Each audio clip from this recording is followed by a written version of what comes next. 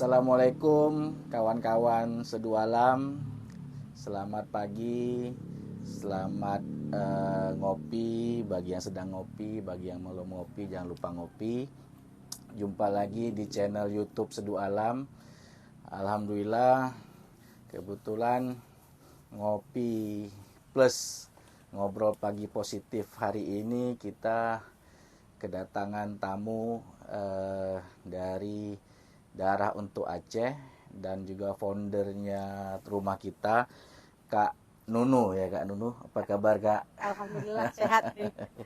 Iya, ini terima kasih nih sudah bersedia memenuhi undangan Seduh Alam untuk berbagi hal-hal positif dengan Seduh Alam nih.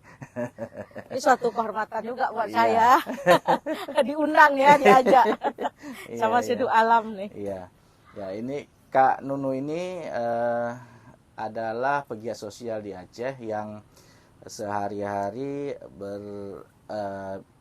kesosialnya itu di bidang kesehatan ya Kak ya. Anak-anak talasemia ya. Kemudian juga memiliki rumah singgah rumah kita, namanya Rumah Kita.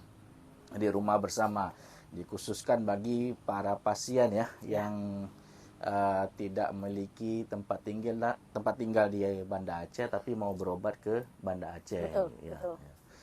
Baik Kak, mungkin bisa Kakak cerita sedikit nih tentang Darah Untuk Aceh itu, kemudian Rumah Kita secara singkat nih kepada kawan-kawan Seduh Alam nih. Sambil saya sediakan kopi nih untuk kita nikmati bersama.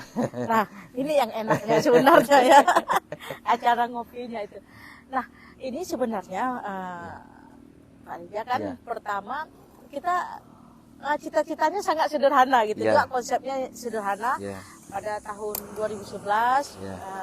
Ibu saya ya, sakit karena usia lanjut ya, dan butuh darah untuk transfusi. ya, Nah, pada saat itu kebutuhan darah nggak kayak sekarang, yang sekarang relatif ya, walaupun masih ada dalam tanda kutip yang tidak terpenuhi 1-2 Ya. hari menunggu, ya, tapi relatif lebih mudah dibandingkan yang tahun-tahun sebelumnya. Mm-mm. Nah, pada waktu itu kan kita hanya punya Twitter, betul. kemudian yang untuk Facebook sih sudah ada, Ya. tapi tidak serame Masih- yang gimana sekarang gitu kan. Kalau dulu namanya masih Friendster masalah saya Sudah ada sih, cuman kalau untuk seperti ini di Twitter yang paling di cepat. Twitter ya. Di Twitter. Nah, juga belum ada WA, Grup WhatsApp belum sekarang ada. belum bisa bikin story, Ya. belum ada juga Instagram Ya. yang kita bisa di sana kan. Ya. Nah, dengan Messenger juga, tapi BBM Messenger itu. Jadi Ya. kita broadcast, Ya. saya butuh ini. Nah, Ya. saya balik terima dari teman-teman bahwa Ya. oh ya, kami bersedia. Ya. Kadang-kadang kebutuhannya kan satu hari 1 kantong, Ya. dokternya udah catat misalnya 3 Ya. kantong, Ya. tapi yang datang itu Ya. pernah sampai 30 orang. Ya. Nah, karena 30 orang, wah banyak nih, ya udah kita yang langsung ke PMI-nya. Memang waktu itu memang di PMI juga. Jadi melebihi ekspektasi ya. Melebihi itu. Nah, dan karena gini, saya tuh rajin update gitu Ya, ya. di Facebook, Ya. rajin gitu update. Nah, setelah almarhum berpulang, Ya. saya kan gini istilahnya, pada saat orang susah mendapatkan darah, Ya. saya mudah gitu. Nah, yang ingin saya bagikan ini adalah kemudahan. Ya. Karena beberapa dari teman-teman nanya, biasanya ada pengalaman pahit dulu nih, baru kita. Di saya tidak, karena mudah mendapatkannya. Kenapa nggak jaringan yang saya punya, jaringan yang teman-teman yang sudah ada suatu komitmen itu, saya bagikan ke orang-orang lain. Nah, jadilah Darah Untuk Aceh. Ya. Nah, kita kan waktu itu juga isu lingkungan kan sampai sekarang ya. Memang sangat seksi untuk isu lingkungan. Ini dengan teman-teman lingkungan, Ya. akhirnya kami bentuk Darah Untuk Aceh. Nah, ada yang bertanya, kenapa harus Darah Untuk Aceh? Kita baru aja berdarah-darah, Aceh baru saja juga aman. Iya. Gitu. Kenapa harus Darah Untuk Aceh? Nah, ini Arija kan juga ada bagian dari marketing nih. Nah, kalau Iya. ini sisi marketing saya Iya. pahami. Kalau misalnya saya hanya cerita satu arah, Ya. orang mendengarkan kadang-kadang karena nggak enak Betul, dengan saya. betul. Tapi kalau dia bertanya, Iya. dia akan antusias, akan Iya. mendengarkan dengan sepenuh Iya. hatinya. Makanya saya kasih nama Darah Untuk Aceh, Iya. biar orang bertanya, Iya. kenapa Darah Untuk Aceh? Nah di situ saya bisa mengungkapkannya, Pak. Iya. Gitu. Saya bukan pakar marketing, tapi biasanya kalau yang judul-judul atau kata-katanya yang bersifat kontroversi, orang akan tertarik ini. Betul. Ya. Jadi udah berapa lama nih Darah Untuk Aceh, Kak? Ini udah 1 dekade, nggak terasa ya Ya. perjalanan kita dari 2012 Ya. Sudah sampai ke 2022 ini, Iya, malah sudah memulai 2023. iya, Ya saya bilang kita sudah 1 dekade Ya. di mana ya bukan menemukan seperti apa jati diri atau profil secara utuh, iya, tapi iya. dengan teman-teman semua kita semakin kayaknya ya sudah lebih dewasa sedikit ya. Iya. Kalau dulu agak amburadul gitu program apa segala macam. Nah sekarang kita sudah mempunyai konsep-konsep yang ya dalam artian Sudah ada tata kelola yang rapi lah iya ya. sudah itu. Nah mungkin juga kayak tadi Iya. Pak Dia kan singgung nih Iya. sudah juga rumah kita. Iya, mohon maaf Kak ya. Saya ya. Silakan, Iya. saya juga udah nggak sabar nih sebenarnya. Iya, iya, terus Kak, lanjutkan Kak. Nah di untuk rumah kita sendiri Iya. itu ke talasemia ini Iya. mungkin sahabat Seduh Alam kan Iya. tahu talasemia itu yang Iya. merawatnya itu ada di sentra talasemia kebetulan. Iya. Dokternya adalah dokter yang merawat kanker juga, kanker anak terutama. Iya. Jadi dokternya bilang kenapa nggak dibikin satu rumah Iya. singgah Iya. untuk melengkapi rumah singgah yang ada, Iya. karena secara apa kita sudah bekerja sama udah lama. Iya. Nah waktu itu saya menghubungi teman yang di Jakarta nih, Betul. yang Rumah Harapan ya. Iya. Nah akhirnya kita bekerja sama dengan Rumah Harapan selama 1 tahun. Hmm. Di Aceh itu namanya Rumah Harapan cabang Aceh, karena yang Iya. ininya Jakarta. Iya. Nah tapi dari manajemen Rumah Harapan melihat Mm-mm. ini Aceh bisa mandiri gitu. Ayolah kita, ini kan sudah kita kasih jalan, sudah kita training secara manajemen, Iya. ini sepertinya bisa berjalan sendiri. Iya. Nah, akhirnya Hmm. 2017 nih Pak, Iya. kita mulai dengan manajemen sendiri. Iya. Karena udah manajemen sendiri nggak mungkin dong kita masih pakai Rumah Harapan. Betul. Dan saya juga apa ya yang cocok, apa yang cocok. Karena kalau menurut saya nama rumah singgah itu Mm-mm. tidak humanis. Iya. Harus ada nama lain. Iya. Gitu. Rumah singgah itu kan hanya Iya.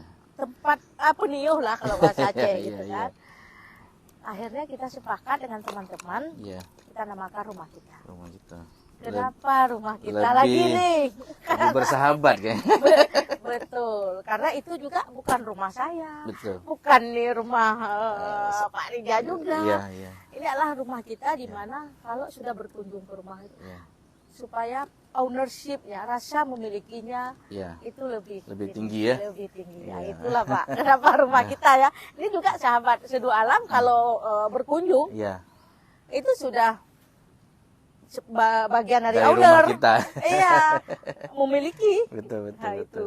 Nah, kalau rumah kita sendiri sudah berapa lama tuh Kak? Ada 1 dekade juga sama seperti Darah Untuk Aceh? Belum. Belum. 2017 kita 2017. mulai. Jadi 2018, 19, 20, 21, 22, Iya. almost 6 tahun loh. Ya, Hmm. hampir 6 tahun. Iya. Iya. Nah, di rumah kita ini kita mempunyai konsep, ada Iya. 3 konsep utama Iya. yang kita ini dalam circle of goodness. Iya. Artinya lingkaran kebaikan ini Pak, Iya. itu kalau dibilang kebetulan, bukan hanya kebetulan yang apa ya, tapi ya memang pada saat kita Iya. berada satu frekuensi. Iya. Ini hari ini saya Betul. percaya. Ini karena kita satu frekuensi. Iya. Nih, Pak Arja mengundang saya Iya, gitu iya. untuk hadir di sini. Iya. Karena kenapa? Iya. Di kita ada nama dari Circle of Goodness itu Iya. ada empati. Iya. Nah, karena bentuk empati. Iya. Gitu. Iya. Jadi kita bisa satu karena bentuk empati dulu, Iya. timbul dulu rasa. Juga nanti akan bertanya kenapa, ada apa di sana, bagaimana dengan anak-anak ya. Iya, Mungkin betul. tadi behind the scene kan Iya. kita udah nanya nih Iya. gimana anak-anak kata Iya. Pak Reja gitu mau Iya. buka. Nah, itu. Kemudian yang kedua, konsep yang kedua yang kami bangun itu adalah generousness. Nah, generousness ini bukan kedermawanan yang mengantar sesuatu.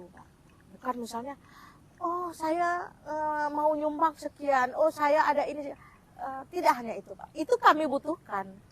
Tapi di hari ini Pak Rija meluangkan waktu mengajak saya, kemudian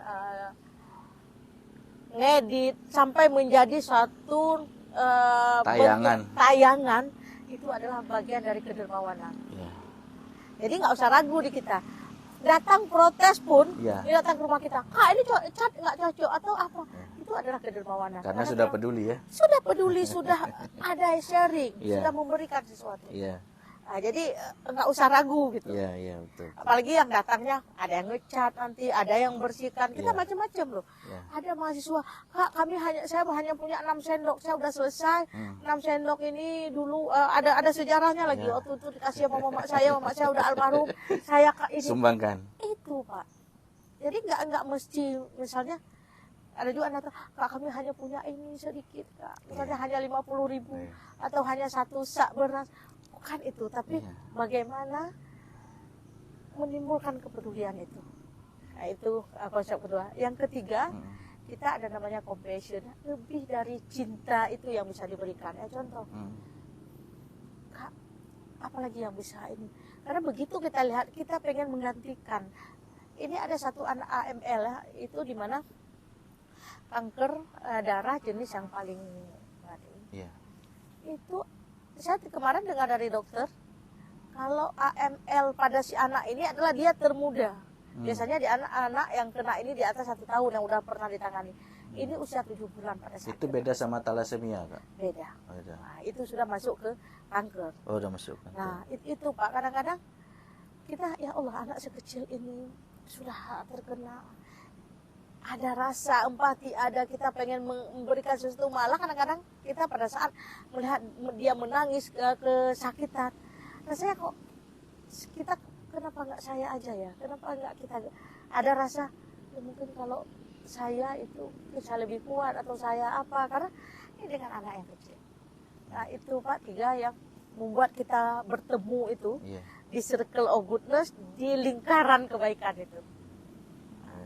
Itu sangat-sangat sederhana Pak. Iya. Yang namanya kepedulian itu antar sesama itu emang dibutuhkan ya. Sejahat apapun orang mungkin punya juga rasa empati dia. Ada. Karena itu dasarnya sifat, dasarnya manusia ya. Mengasihi itu memang ya Asmaul Husna kan dititipkan di kita. Tergantung bagaimana kita mengelolanya. Nah, sejauh ini sudah berapa orang yang maksudnya yang pasien yang ditampung di rumah kita selama ini, Kak? Nah, ini kan Pak, pertama kita khusus, kemudian kita anak-anak tidak terlalu kita campurkan, yang pada saat penuh kita penuh. Tapi sudah lebih dari 700 anak Pak. Termasuk thalassemia yang berulang ya. Juga dari kanker sendiri, kemudian ada jantung dan penyakit-penyakit non infeksius lainnya. Jadi kita sebenarnya nanya juga ke dokter gitu, bisa enggak mereka itu ada di rumah kita. Nah, kalau untuk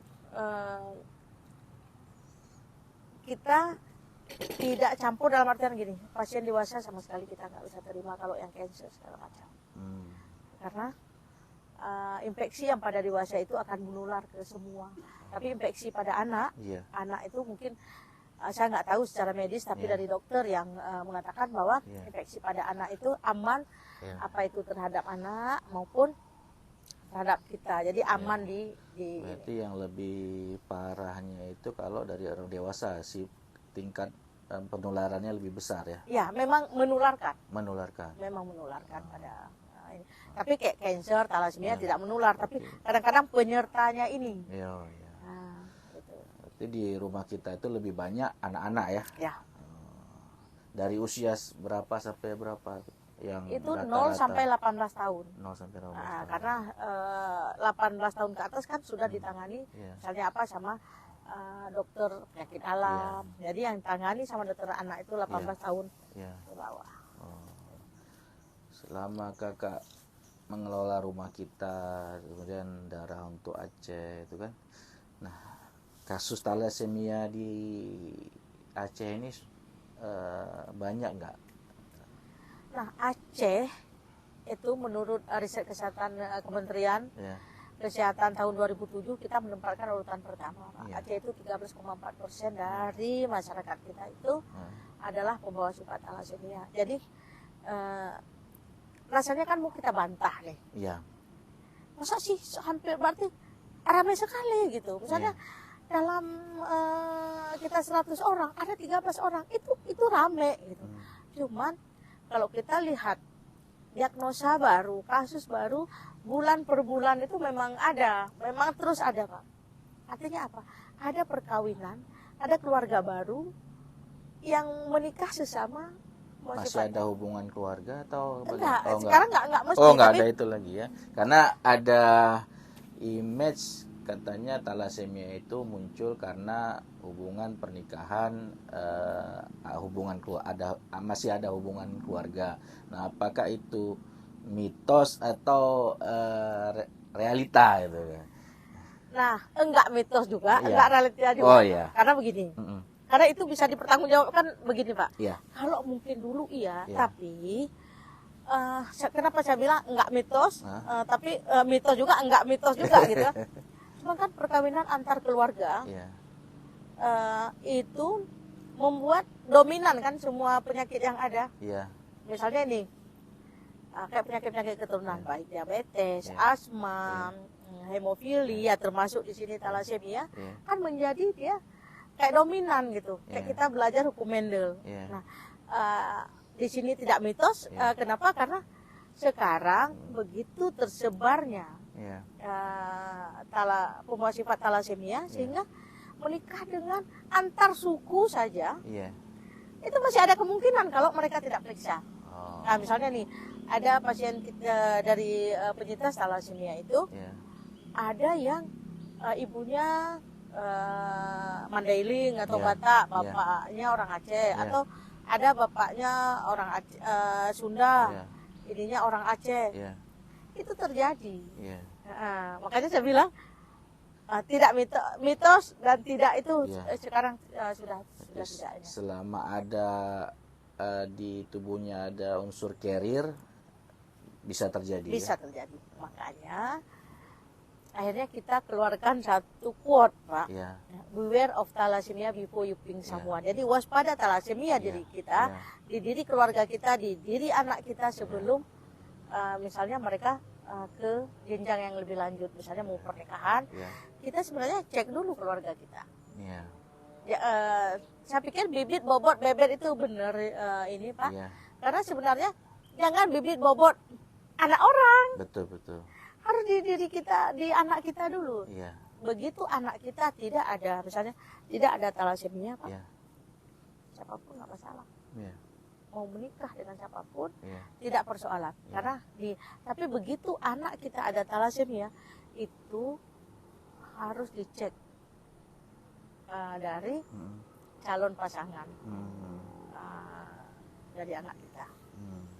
Nah, jadi jangan anak orang dulu, siapa dia, sekolah, kuliah di mana, kerja di mana, kan umumnya kita seperti itu kan. Nah, tapi kita mau waspadai dulu, bukan unsur yang ini. Kita profil anak kita, jati diri anak kita itu bukan dia sudah bekerja di mana, anak saya sudah kuliahnya S2-nya Jerman, ini lagi, bukan itu. Tapi yang harus dilihat adalah di anak kita itu ada nggak penyakit keturunan yang nanti akan diturunkan ke generasi kita juga. Nah, itu yang sebenarnya yang harus diwaspadai. Tapi apakah itu satu keniscayaan atau satu hal yang pasti ketika dia memiliki thalassemia, akan diturunkan ke keturunannya, atau bisa jadi itu bukan satu keniscayaan gitu. Nah, misalnya gini, thalassemia pada saya nih misalnya, itu kita harus melihat pasangan. Kalau sudah karena thalassemia ini jadi persis seperti hukum Mendel. Kalau pembawa sifat, dia 25% pembawa sifat itu akan menurunkan 25%. Tapi bukan berarti 4 orang anak. Misalnya nih, 4 orang anak ini keempat-empatnya akan kena. Enggak. Ada kemungkinan. Setiap anak mempunyai kemungkinan 25% thalassemia mayor yang butuh transfusi setiap bulan seumur hidupnya. Ada kemungkinan 25%-nya normal, ada kemungkinan 50%-nya itu pembawa sifat lagi seperti orang tuanya. Kalau pembawa sifat itu nggak perlu transfusi dia? Tidak perlu transfusi, tapi dia hanya jangan menikah dengan pembawa sifat lagi. Nah, apa misalnya kayak tadi, ada nggak kemungkinan pembawa sifat sudah menikah dengan pembawa sifat pasti anaknya? Tidak, karena ada kemungkinan tadi 25%-nya itu normal. Nah itu, jadi bukan suatu keniscayaan yang tergantung. Makanya sekarang kan teknologi kedokteran kan semakin berkembang. Jadi kalaupun sudah melakukan perkawinan antara sesama sifat thalassemia, tapi untuk proses kehamilannya ini yang harus kita kontrol.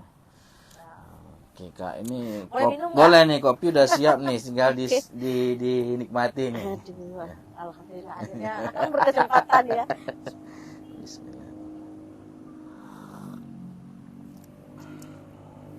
Jadi kembali lagi yang mau saya tanyakan, berarti tidak ada keniscayaan bahwa dia akan terkena thalassemia. Ya kita juga tidak boleh mendahului yang di atas soal penyakit atau apa, itu kan haknya yang di atas. Jadi juga kita tidak boleh menghakimi orang yang telah terkena thalassemia. Jadi tidak perlu kita kucilkan gitu ya.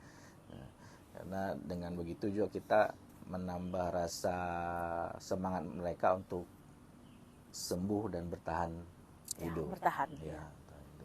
Kebanyakan yang terkena itu anak-anak ya. Karena ini penyakit keturunan sebenarnya dari dalam kandungan. Oh, dari dalam kandungan. Di dalam kandungan. Makanya itu yang saya bilang tadi, dunia kedokteran itu sudah bisa mendetek di 12 minggu kehamilan. Kalau diambil itu sudah terdetek. Nah, di beberapa negara itu lakukan aborsi. Nah, di kita ya bagusnya dicegah sebelumnya. Saya lebih setuju dicegah sebelumnya. Daripada dilakukan aborsi sudah tidak sesuai dengan agama dan aturan perundang-undangan di kita ya. Makanya mungkin kita kalau kita diskusi dengan dokter selalu kita tidak akan berbicara lanjut di masalah itu. Ya maksud saya katakan tadi sebenarnya penyakit keturunan ini sudah terdetek sejak di usia masih dalam kandungan. Nah cuman negara kita kan belum ada undang-undang atau belum ada suatu yang harus cek begitu lahir. Nah kalau di negara-negara lain udah ada pengecekan sejak lahir, jadi sudah ada penyakit apa yang diderita, karena semua kan dengan darah nih Pak. Itu makanya saya kadang-kadang miris gini. Semua orang hafal nomor HP anak, nomor keluarga semua, sahabat, kadang-kadang hafal semua. Tapi golongan darah nggak tahu. Makanya kadang-kadang ini yang kayak kita itu kayak kita ID kita itu sebenarnya selain dari sidik jari. Betul. Nah, ID dari kita itu golongan darah. Tapi cuma kadang-kadang golongan darah nggak penting gitu. Karena penting sekali. Juga penting sekali riwayat dari keluarga itu. sahabat Sedualam, obrolan kita pagi ini tidak ada maksud apa-apa, cuma untuk mengedukasi dan berbagi hal-hal yang positif. Jadi kita juga bisa mengantisipasi di kehidupan kita sehari-hari. Nah, saya dengar juga Kak Nunu ada program orang tua asuh untuk talasemia ya, karena anak-anak penderita talasemia ini kan harus hampir kita bisa bilang tiap hari transfusi darah ya. Nah, itu bagaimana Kak programnya? Nah, di tahun 2013 kan saya udah kebingungan nih, ternyata talasemia itu banyak gitu kan. Apa yang harus kita lakukan? Ya karena backgroundnya manajemen, orang manajemen gimana caranya bekerja mudah kan? Iya. Bekerja mudah. Jadi akhirnya saya coba bikin sistem orang tua asuh itu, di mana 10 pendonor untuk mensupport satu penyintas talasemia dengan golongan darah yang sama. Yang kalau mungkin nih sahabat Sedualam bisa lihat di tagar dulu kita bikin 10 for 1 talasemia. Jadi 2014-2015 itu sangat populer itu Pak. 10 for 1 talasemia itu. Nah, untuk misalnya 10 golongan darah yang sama, katakanlah kayak Pak Rija nih golongan darah A. Jadi ada 10 orang dan akan mensupport satu golongan darah A lainnya. Kenapa 10? Dulu anak-anak sebelum transfusi teratur kayak sekarang ini, mereka minimal butuh 3 kantong darah. Jadi itu satu hari atau satu siklus dia. Satu siklus itu berapa ini Kak? Ada yang 25 hari, ada yang sekarang ada yang 15 hari, tapi rata-rata 25 hari. 25 hari. Nah, dia transfusi, nanti 25 hari berikut dia transfusi lagi, udah 3 yang ke 25 hari ke depan, ketiga itu 3 lagi satunya cadangan. Nah, dulu kan juga donor darah masih 120 hari baru bisa. Ya, sekarang sudah 2 bulan ya. 60 hari. 60 hari. Ya. Nah, dulu 90 ya, 3 bulan, nah sekarang udah bisa 60 hari. Nah, malah ada yang 10 hari apa seminggu yang? 2 minggu yang aperesis. Nah, itu toh misalnya komponen darah tertentu yang diambil di PMI Kota Banda Aceh itu adalah komponen darah trombosit. Itu 15 hari sekali. Nah, itulah Pak kenapa 10. Kalau sekarang sebenarnya 3 in 1 juga bisa. Karena mereka sudah gimana? satu anak 3 pendonor. 3 pendonor. Karena kenapa? Sebenarnya tidak bagus ya kalau mereka terlalu banyak masuk darah itu. Transfusi itu nggak boleh terlalu banyak seharusnya, karena darah kita itu kaya dengan zat besi, dan zat besi itu jahat. Nah, mungkin Pak Arja bisa lihat anak-anak kenapa hitam sekali gitu kan. Anak-anak talasemia kan itu hidungnya pesek, perutnya besar gitu. Itu sebenarnya dia tidak mencapai darah 12,5 Hb-nya, 12,5 kayak kita. Akhirnya dia transfusi yang banyak membuat penumpukan zat besi di bawah kulit sehingga hitam legam. Nah, gitu Pak. Daya tahan tubuh dia ya yang enggak ini ya, yang belum bisa mampu menerima ya. Memang ditumpuk. Ada yang ditumpuk di jantung, ditumpuk di mana-mana. Itu yang efek samping dari transfusi itu. Sejauh ini ada nggak kerjasama dengan darah untuk Aceh ini kerjasama dengan PMI untuk membantu talasemia ini, pasien-pasien talasemia? Nah, di PMI sendiri ini karena kan kita sudah bersama-sama nih sejak kita 2012 itu. Kita sudah terus bersama-sama PMI, kita mengambil bagian untuk sosialisasi talasemianya. Misalnya PMI ada sosialisasi darah di mana gitu. Kita masuk dengan talasemianya. Nah, itu talasemia bagi PMI itu menjadi prioritas pertama, Pak. Nah, jadi kalaupun misalnya gini Pak Rija, saya mau datang mau donor untuk talasemia. Dia tinggal datang ke PMI, saya mau donor untuk talasemia, nanti mereka akan atur. Nah, begitu menjadi prioritas buat mereka. Nah, ini yang menarik Pak dari pendonor kita. Banyak yang berhenti merokok loh, karena pengen memberikan darah sehat untuk anak thalassemia. Jadi kawan-kawan Sedualam yang berhenti merokok udah bisa mendonor darah nih. Salah satu caranya. Iya, karena Kak kan mereka konsul gini, Kak gimana caranya biar kami bisa mendonor, karena tahu persis bahwa thalassemia itu hanya bisa memperpanjang kehidupannya, bermain, kembali sekolah, mengaji hanya dengan darah yang kita donor. Nah ini banyak pendonor yang kita panggil blooders nih, bladder ini mereka apa-apa aja nih kami supaya bisa mendonor. Oh saya bilang bagusnya mengurangi rokok, karena kadang-kadang kita bilang cut rokok ini kan sudah biasa ya Pak ya.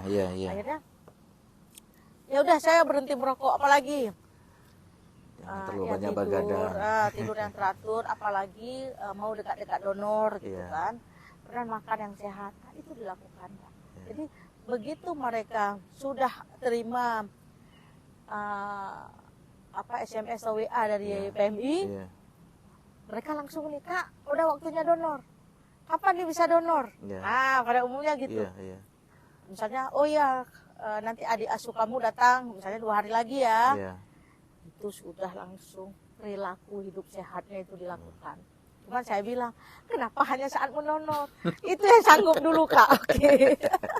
Nah begitu antusiasnya Pak. Secara nggak langsung sudah merubah pola hidup yang lebih baik lah ya. Iya, perubahan perilaku itu Pak. Dengan membantu kita juga merubah pola hidup kita jadi lebih baik ya. Nah juga kalau dulu kan Pak, sering dari keluarga thalasemianya sudah ada yang mendonor, mereka memberikan sesuatu ke pendonor. Itu pendonor kita langsung tolak, jangan. Karena mereka terbiasa, kalau tidak ada darah kan harus membayar Pak. Bukan bayar ke PMI, jangan salah. Misalnya ada pendonor lain yang dibawa untuk mendonor. Jadi istilahnya uang puding. Nah itu berapa tahun kami ada, mereka selalu ini Bu uang puding. Jangan soalnya sebenarnya yang pendonor lakukan itu adalah tidak hanya dia membantu orang lain sebenarnya Pak, tapi membantu dirinya sendiri, karena manfaat donor kan sangat bagus. Kita terhindar dari penyakit jantung koroner, karena pada saat sel darah merah kita itu akan mati 120 hari itu. Nah kerja keras jantung pada saat memompa darah baru lagi, kerja berat ginjal pada saat membuang yang sudah mati itu. Tapi begitu dilakukan donor, itu terjadi regenerasi sel. Nah itu yang pada saat kita mendonor darah untuk orang lain, berpuluh kebaikan untuk kita yang lainnya. Termasuk menyelamatkan satu orang, itu sama menyelamatkan semua orang kan Pak ya. Nah, jadi bagi sahabat Sedualam yang ingin bergabung menjadi orang tua asuh atau ingin mendonorkan darahnya untuk pasien thalassemia, bisa menghubungi Kak Nunu ya. Bisa melalui Facebooknya, nanti Facebooknya kita tampilkan juga, kita tuliskan di kolom description. Ya, izin Kak ya? Ya silakan. Kemudian bisa langsung ke rumah kita yang ada di Ule Karing ya. Kalau di kawasan Banda Aceh bisa langsung ke Ule Karing, itu lokasi rumah kita saat ini ya Kak ya. Betul. Nah, ini kembali ke rumah kita nih Kak, itu berapa kapasitas daya tampungnya berapa Kak rumah kita sendiri Kak? Itu kita ada 12 kamar. 12 kamar, kalau ini ada 3 kamar extension istilah kami, yang kami tambahkan melengkapi dari 9 kamar yang ada. Kemudian kita untuk penyakit-penyakit tertentu, jadi bukan berarti penyakit infeksi ini, tapi anak yang baru pulang kemo, yang baru pertama sekali terdiagnosa, di mana mereka kayak butuh orientasi ya Pak ya, mungkin harus sendiri dulu. Itu kita tempatkan sendiri, tapi sedapat mungkin anak-anak dengan yang diisolasi di rumah sakit kita juga akan sediakan kamar sendiri. Dan kita punya ruangan yang luas-luas, misalnya di atas itu ada ruang sampai 8 kali 5 memanjang, yang di situ juga bisa beristirahat. Jadi Kemudian tidak tersekat-sekat ya. Yang kami betul-betul kamar karena kenyamanan dari pasien sendiri itu. Dan di bawah kita ada ruang TV, walaupun di rumah kita itu no screen, Pak. Kita mencoba anak-anak itu bermain menggunakan fisiknya, jangan sampai dia terduduk. TV ada, tapi kita tidak menyalakan TV itu. Malah kita lebih berdayakan perpustakaan. Nah, di perpustakaan kemudian permainan-permainan yang mainan anak-anak ya, yang ada mainan kreatif lah ya. Yang kreatif, sampai ke Lego. Di situ ada juga buku yang memang buku anak-anak gitu. Jadi jangan tanya Pak, buku ini halaman ini tidak ada, kadang-kadang cover depannya hilang, karena betul-betul dimanfaatkan gitu. Karena tidak ada yang tersusun. Walaupun kami cat, selalu ada coretan di dinding, karena ini ciri khas anak gitu. Pernah nggak Kak sampai overloading di rumah kita tuh? Karena kan rumah kita ini kan tanpa pungutan biaya, tanpa apa-apa, jadi ya murni sukarela lah kan. Nah, pernah nggak mengalami melebihi kapasitas daya tampung? Ada Pak, terutama yang talasemia. Kalau talasemia udah pulang, mereka hanya bilang gini, nggak apa-apa, kami tidur dimanapun, asal ya terlindungi dari ini angin terutama. Ya udah gitu. Jadi kita bentangin kasur tipis-tipis itu, karena umumnya di dalam kamar kita spring bed, satu kamar dua kapasitas ya, 2 spring bed. Udah kita bentangin di luar, mereka makanya ini. Tapi kalau untuk cancer kita tidak izinkan itu karena lama. Nah, sekarang pun kita lagi rencana nambah rumah, Pak. Karena kalau pada saat kita tidak bisa nambah ruangan, kita akan nambah rumah. Nah, itu, Pak. Di mana rencananya Kak? Ini lagi cari-cari. Karena kemarin dari kita kan ada event tuh, sedikit boleh ya? Boleh. Event yang tahu kan ini juga sebagai sharing kebaikan juga, atau ada ya orang yang mau mau berbagi kebaikan sama rumah kita, ya silakan. Kita kemarin ada lakukan charity run, itu berlari sambil beramal, itu ada berlari 31 pelari, baik dari lokal kita sampai ada yang dari Kupang, ada yang dari Jakarta yang umumnya yang tergabung dalam Run for Zero Thalassemia. Jadi tujuannya adalah kita mengkampanyekan tetap thalassemia, Pak, walaupun amal yang mereka lakukan, donasi mereka sebagai fundraiser, Pak. Itu untuk menambah rumah untuk penyintas thalassemia. Mulai kapan dilakukan tuh Kak? Itu charity run itu sudah lakukan kemarin tanggal 14 Januari. Tapi rutenya dari mana ke mana? Dari kota, dari depan hotel ke kilometer 0. Ke itu 47 kilo. Ke Sabang. Di Sabang begini Pak, elevasinya itu agak 45 derajat. Apalagi yang tanjakan ujung murung itu kan. Tanjakan monyet kalau istilah pelari. Nah, itu dan perempuan rame, Pak, dan tidak ada yang tidak masuk finish. Berarti sudah finish nih? Sudah finish. Mereka masuk finish entah jam 3 semua. Luar biasa. Berapa hari itu Kak? Ada jam loh Pak. Oh, jam. Mereka lari itu. Berarti tanggal 14 itu finish semua? Finish semua. Mulai jam 6 pagi. Jam 6 Cuman pagi. karena ini berupa sport tourism, jadi sambil berlari, mereka melakukan foto-foto yang di-share. Membantu pariwisata Aceh juga. Kalau boleh tahu Kak, dari charity itu berapa yang terkumpul? Sekarang saya kemarin hari ini belum lihat, kemarin tidak lihat juga. Udah 251 juta. Nah, itu kan Pak, setiap fundraiser itu mereka mengajak semua untuk donasi. Nah, gitu melalui kemarin ayubantu.com ya, Iya. yang difasilitasi oleh mereka. Iya. Dan owner dari ayubantu.com ini Iya. ikut berlari. Oh. Dan saya baru tahu sampai di sini. Nah begitu, kadang-kadang kan orang pengen berkontribusi dengan apa yang mereka punya dan kapasitas apa mereka gitu. Ya. Jadi walaupun sekecil apapun kemampuannya, dia ikut membantu ya. Ikut membantu. Nah, dan itu juga yang pertama di kita, saya pikir hal yang sangat luar biasa buat Darah Untuk Aceh. Iya.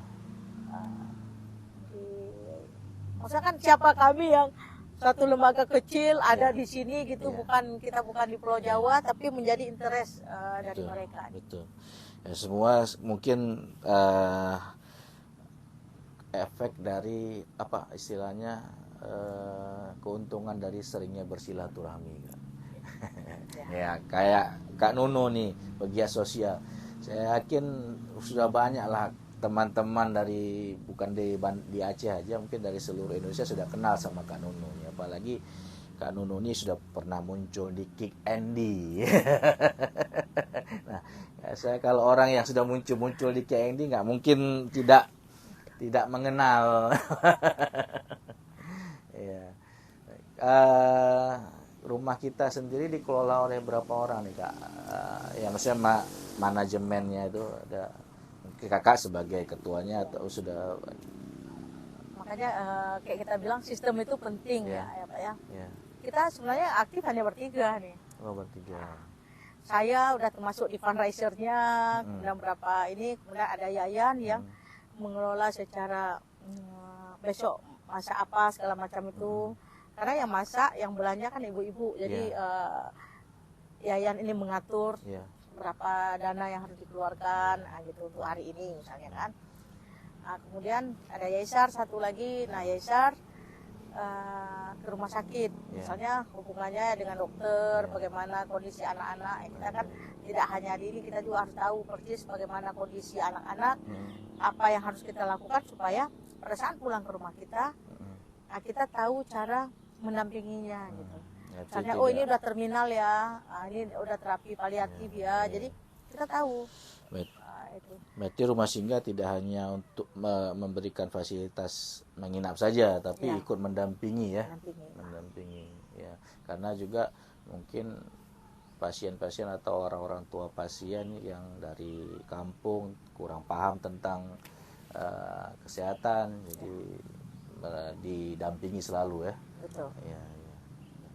Nah, ada nggak mana tahu nih sahabat-sahabat Seduh Alam yang menonton tayang ini ingin bergabung sama rumah kita, apakah terbuka kesempatan itu atau enggak? Kayak kami memang punya selain yang 3 yang kita tetap di situ, kita juga harus dan selalu menerima relawan. Ya, kalau relawan kan boleh datang dan pergi ini, tapi pada saat kita butuhkan mereka akan selalu hadir. Misalnya pada saat charity kemarin itu yang biasanya tidak di rumah kita langsung tanya, saya bisa bantu apa, saya bisa bantu apa gitu. Nah itu yang kita selalu yang menerima, dan rumah kita sebenarnya Pak terbuka untuk siapapun. Cuman yang secara tanggung jawab itu ada kita di situ bertiga. Kalau secara manajemen itu ada lagi. Tapi kalau untuk relawan, karena kita rumah kita Darah Untuk Aceh itu memang bergerak dari relawan. Jadi banyak kawan-kawan kita yang misalnya sekarang keadaan baik-baik saja, mereka tidak ini hanya tanya kabar aja biasa kan. Tetapi pada saat kita butuhkan, mereka ada. Kayak anak pulang ke rumah. Di rumah kita itu kayak rumah induk, rumah tua yang langsung gitu Pak. Itu udah otomatis ininya. Jadi kalau untuk relawan baru, ayo datang. Karena kami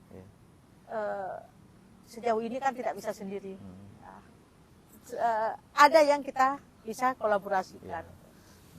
Ada nggak bantuan dari pemerintah atau dari instansi yang ikut bergabung dengan rumah kita? Nah, kalau dari pemerintah, saya gini, Nah, kita baik dari yayasan iya, maupun di kami sebenarnya sama sekali tidak mau mengganggu kinerja pemerintah. Dalam artian pemerintah itu banyak sekali yang harus mereka lakukan, mereka pikirkan gitu kan. iya. Cuma yang kami butuhkan adalah kebijakan, Pak.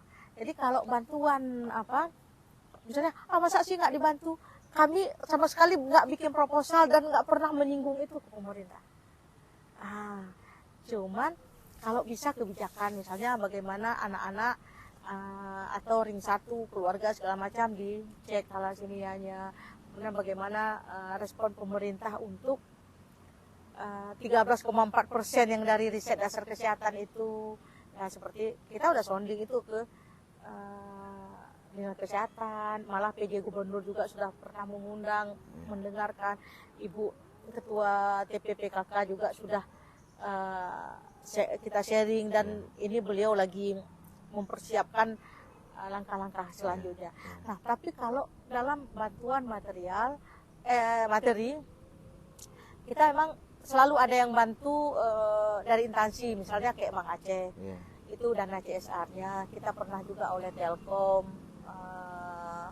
untuk dana CSR-nya. Jadi hal-hal yang seperti itu, Pak, di mana kami sebenarnya bukan malu-malu juga untuk kita, tapi kita kan Aceh dengan kecil seperti ini kan masalah yang sangat besar. Jadi biarlah misalnya gini, tahun ini mau bantu siapa, nanti tahun depan bantu kita, atau kalau dari komunitas-komunitas kecil itu ada, Pak. Ya, dari Cakar 08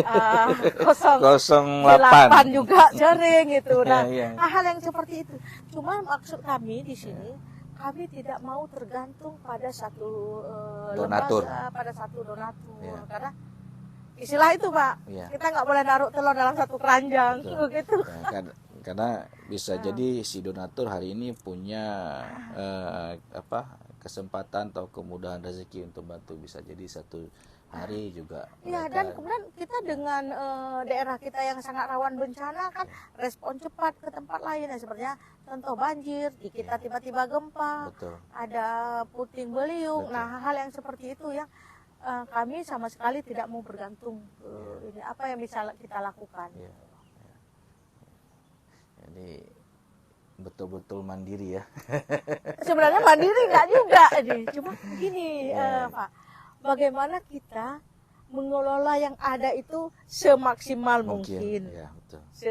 Itu aja yang kita ini kan. Supaya juga pada saat ketemu, Pak, ini misalnya ketemu dengan Pak Rija atau kawan-kawan yang lain, nggak melihat saya diminta lagi, Pak Dulu pasti minta nih, nggak melihat seperti itu. Jadi kita harus paham ya, Pak ya? Betul. Gitu. Kadang-kadang mereka khawatir nih, tiba-tiba ini pasti ada ini ya, aja. Gitu. Padahal tujuannya cuma untuk silaturahmi aja. Silaturahmi ya, itu hal yang saya hindari. Nah, baiklah Kak, makasih sudah berkesempatan memenuhi undangan Seduh Alam dan berbagi kebaikan bersama Seduh Alam.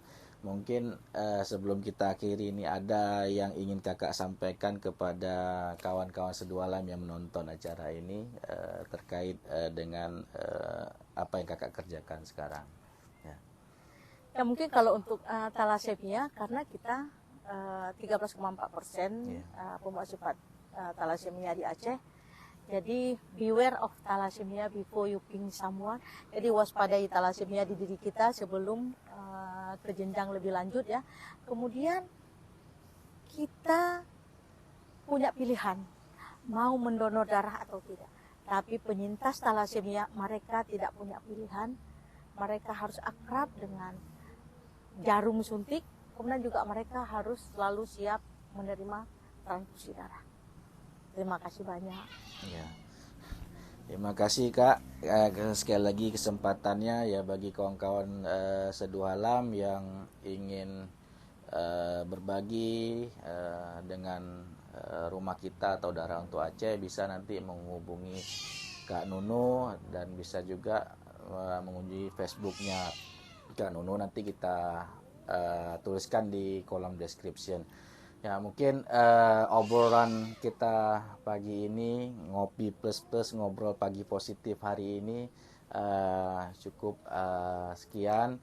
Semoga bisa membawa kebaikan terutama bagi Seduh Alam dan bagi kawan-kawan yang menonton acara ini. Ya, selamat menikmati kopi Anda. Bagi yang belum ngopi jangan lupa ngopi. Ya, Assalamualaikum warahmatullahi wabarakatuh. Salah.